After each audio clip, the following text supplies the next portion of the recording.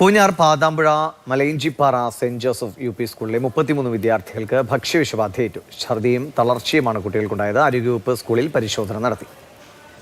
ഷിനോജ് വിവരങ്ങളുമായിട്ട്. ഷിനോജ്, എന്താണ് സ്കൂളിൽ നിന്ന് കഴിച്ച ഭക്ഷണമാണോ അതോ മറ്റേതെങ്കിലും യാത്ര പോയിരുന്നു? എന്താണ് സംഭവിച്ചത്?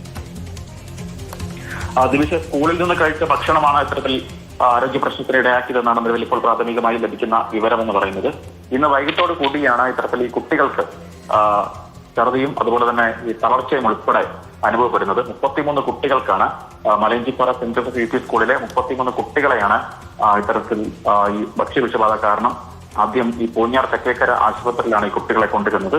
അതിനുശേഷം വിദഗ്ധ ചികിത്സയ്ക്ക് വേണ്ടി പാലാ ജനറൽ ആശുപത്രിയിലേക്ക് ഈ കുട്ടികളെ കൊണ്ടുപോയി. കാര്യം ഈ സ്കൂളിൽ നിന്ന് പഠനം കഴിഞ്ഞ് വീട്ടിലെത്തിയപ്പോഴാണ് പല കുട്ടികൾക്കും ഇത്തരത്തിൽ ശാരീരികമായിട്ടുള്ള ബുദ്ധിമുട്ടുകളൊക്കെ തന്നെ അനുഭവപ്പെട്ടത്. തുടർന്ന് വീട്ടുകാർ തന്നെയാണ് പല കുട്ടികളെയും ഇത്തരത്തിൽ ഈ ആദ്യഘട്ടത്തിൽ പൂഞ്ഞാർ തെക്കേക്കരയിലുള്ള സമീപത്ത് തന്നെയുള്ള ആശുപത്രിയിലേക്ക് കൊണ്ടുചെന്നെത്തിച്ചത്. എന്തായാലും ഈ ഉച്ചഭക്ഷണം, അതായത് സ്കൂളിൽ നൽകുന്ന വിശദീകരണം അനുസരിച്ചാണെങ്കിൽ ഉച്ചഭക്ഷണമായിട്ട് ഇന്ന് നൽകിയത് ഗ്രീൻ പീസും അച്ചാറും മോരുമാണ്. ഇതിലേതിൽ നിന്നെങ്കിലും ആകാം ഇത്തരത്തിൽ ഈ ഭക്ഷ്യവിഷബാധ ഉണ്ടായത് എന്നതാണ് നിലവിൽ ഇപ്പോൾ സ്കൂൾ അധികൃതർ പറയുന്ന കാര്യം എന്ന് പറയുന്നത്. എന്തായാലും ആരോഗ്യവകുപ്പ് ഉദ്യോഗസ്ഥർ ഇന്ന് സ്കൂളിൽ പരിശോധന നടത്തിയിട്ടുണ്ട്. എന്തായാലും ഈ നിലവിലിപ്പോൾ ഉള്ള, അതായത് ചികിത്സയിലുള്ള കുട്ടികളുടെ ആരോഗ്യ നിലയൊക്കെ തന്നെ നിലവിലിപ്പോൾ തൃപ്തികരമാണ്. ശരി ശരി.